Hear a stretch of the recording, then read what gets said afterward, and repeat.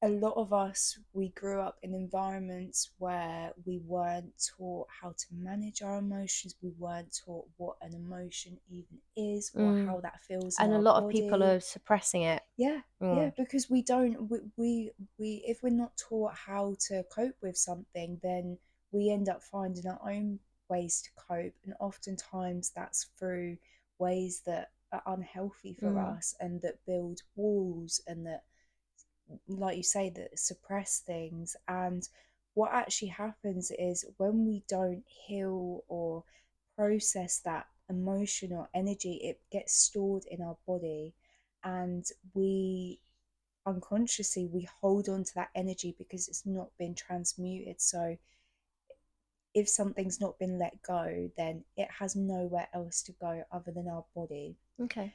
And what happens over time, if we continually do that to our bodies, it begins to create blockages within our body. And this is kind of where things like holistic practices such as Reiki, yoga, Mm. and so many other practices um, implement this, because you then can use that as a tool to help to release this stuck and stagnant energy from your Yeah, body. I find it interesting as well, going back to right at the beginning when you said about Reiki is talking about the chakras. And Yeah, I probably will do an episode, a podcast episode talking about chakras anyway. But a lot of times when you look at each chakra, and if a chakra is blocked, often there'll be different kinds of creative outlets or movement exercises to get that moving. And it's interesting that that links quite yeah, well, that you, when your energy or when you're suppressing something, you get these blockages. And sometimes, yeah, the creative things can really help to get out. Like, I know if you're someone who struggles with talking, or like is shy, really struggles to get their opinion out, it can be a blockage in your throat chakra. And they'll then say that singing is a good way to like open that and to kind of get unblock that chakra. Obviously in the Reiki, that's going to help anyway as well, because you're moving the energies and you're manipulating with the energies.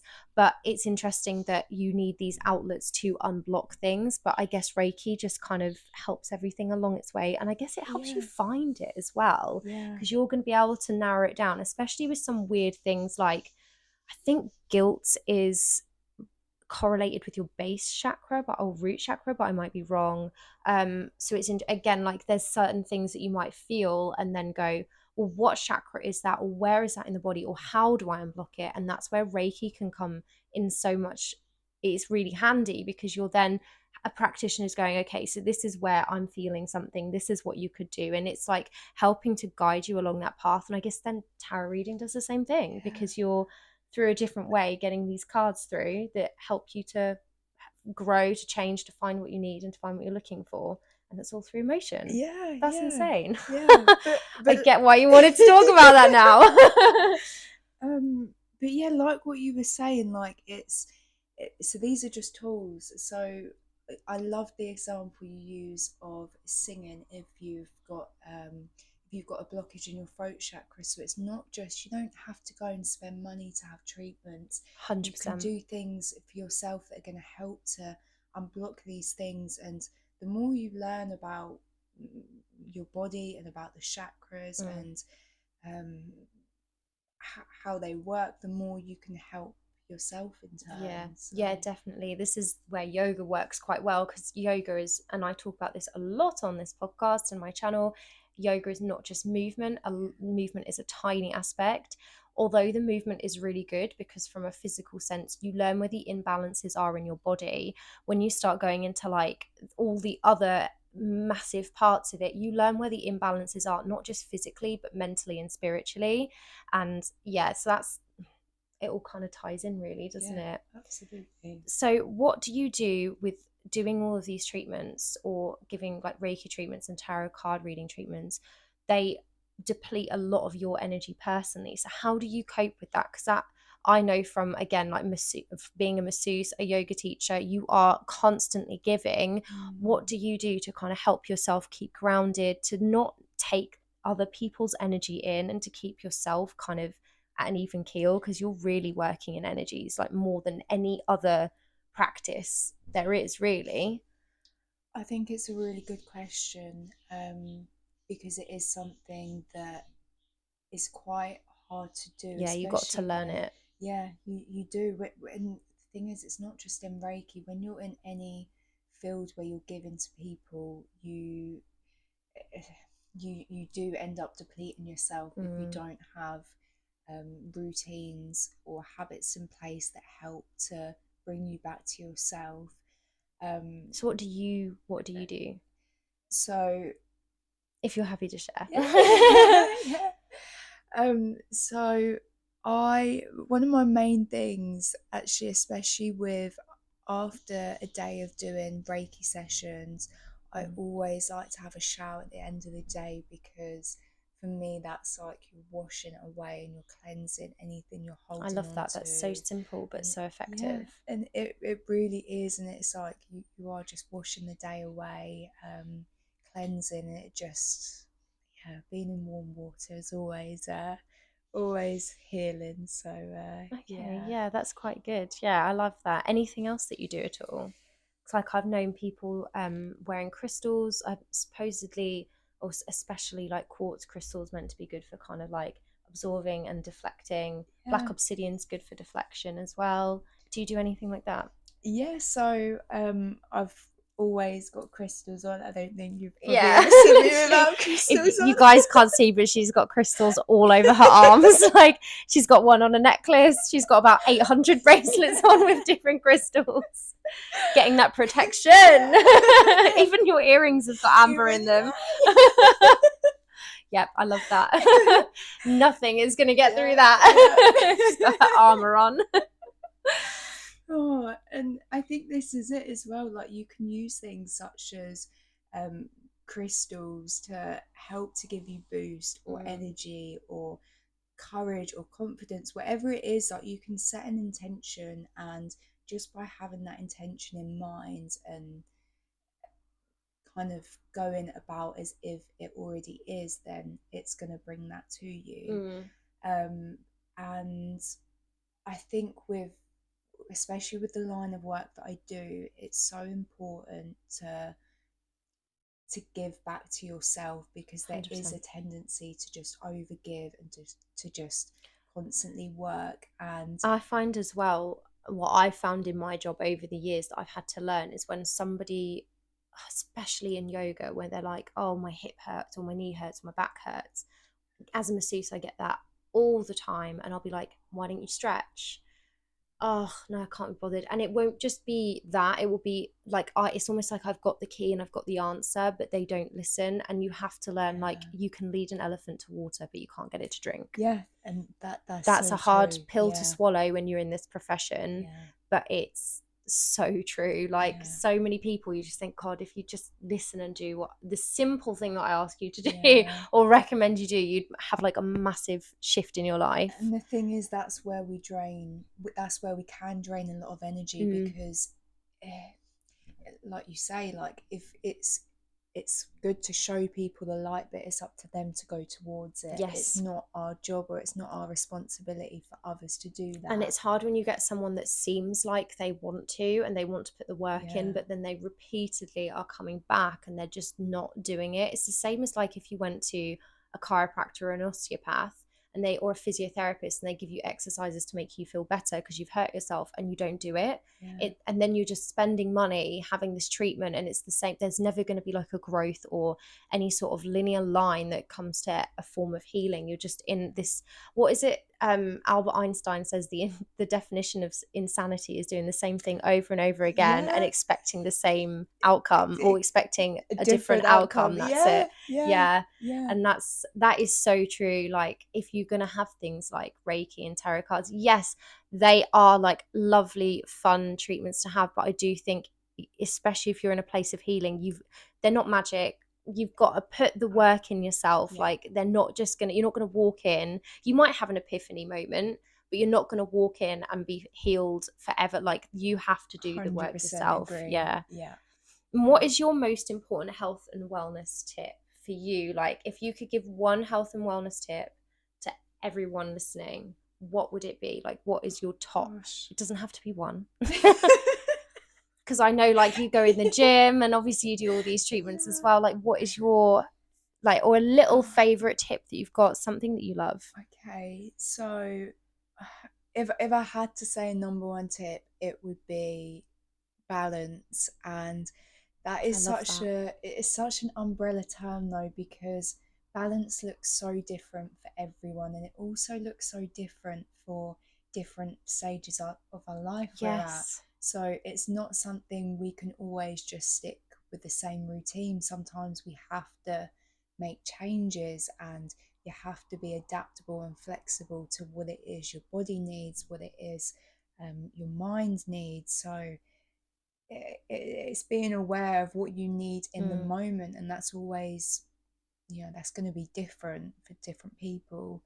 And that in itself is kind of leading into taking a holistic view of things, which is incorporating your physical health, your mental mm. health, your Spiritual health. spiritual health. Yeah. So there's all these different aspects of health, but oftentimes, especially in the West, we tend to look at health as just one thing, and that's the physical side, Yes, which 100%. is so more than that, though. It's Yes. so more. They're Yes. all interconnected and Absolutely. intertwined. Yes. If people have listened to my past episodes, yes. Yes, yes, yes. Thank you. So yeah, it's important that we're looking after all of ourselves and not just that one aspect. Mm.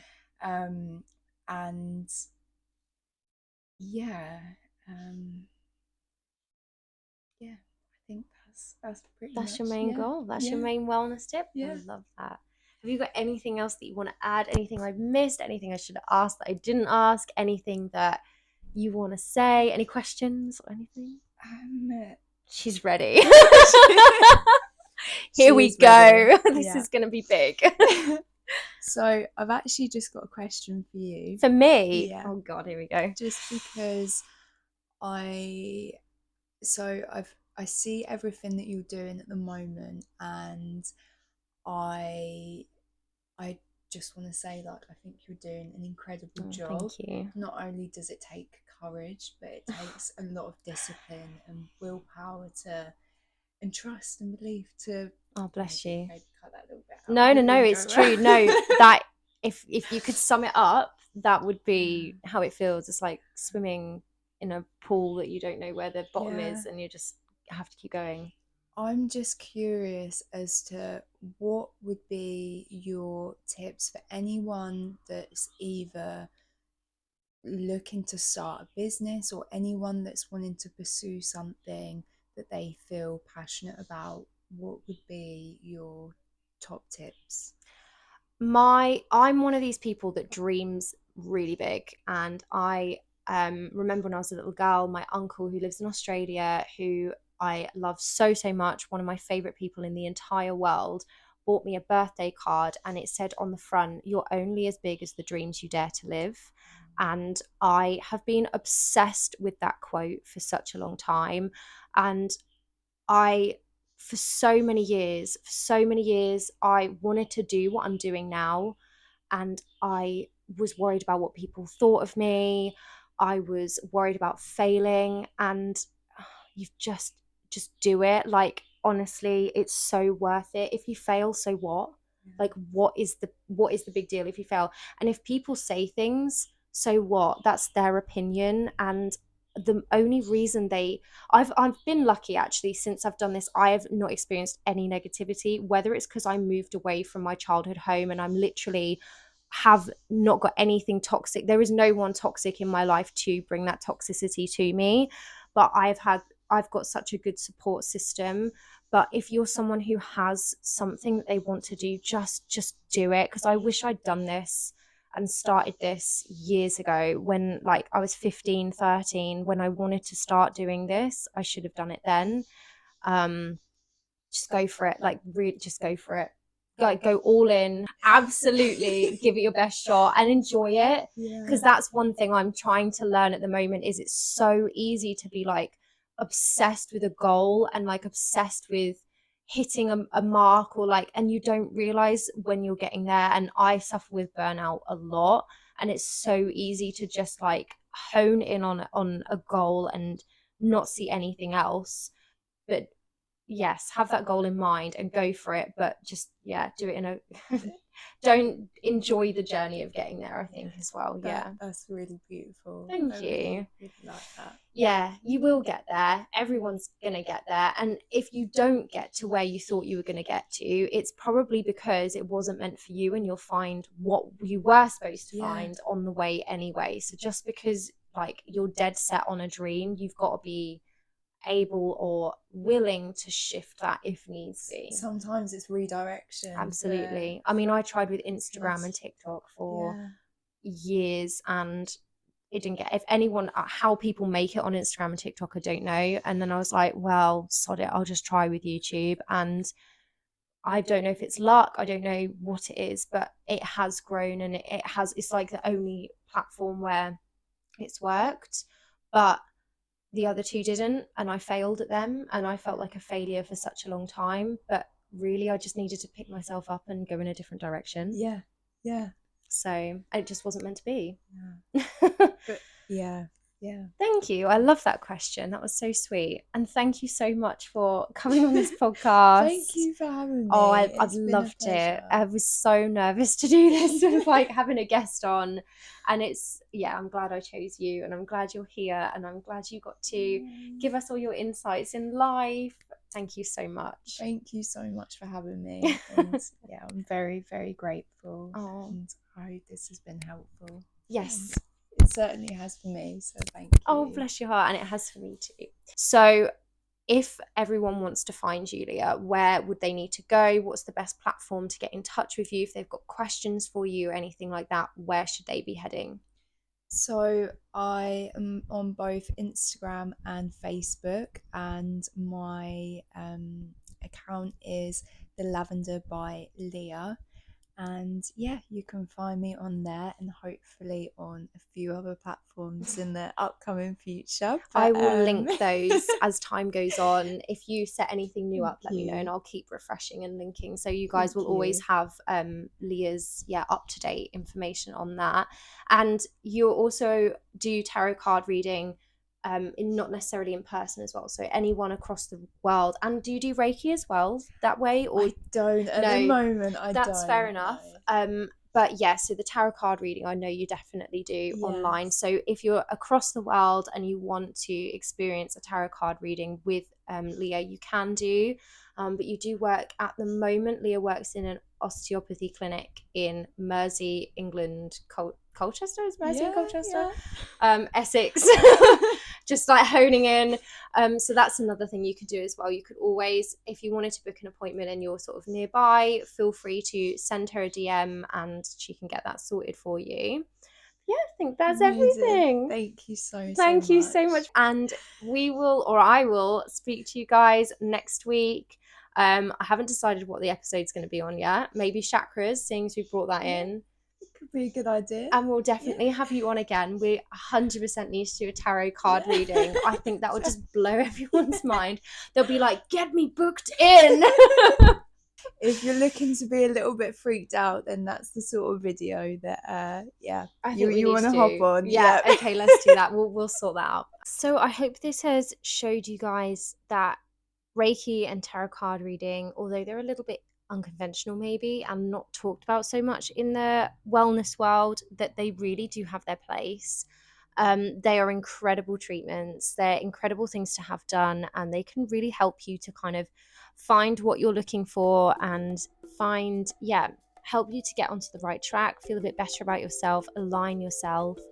They're just some really lovely tools, like Leah said, lovely tools to kind of get yourself into the correct space and the correct place. I really hope you enjoyed listening to this podcast. Please please subscribe. It means so much to me when you guys support this channel. The more you guys support me and support this podcast and this channel, the more I can give you guys free content on wellness and yoga. So that will mean so much to me if you can. And I will see you next week for another episode of Wellness Musings with Meg. Thanks. Bye.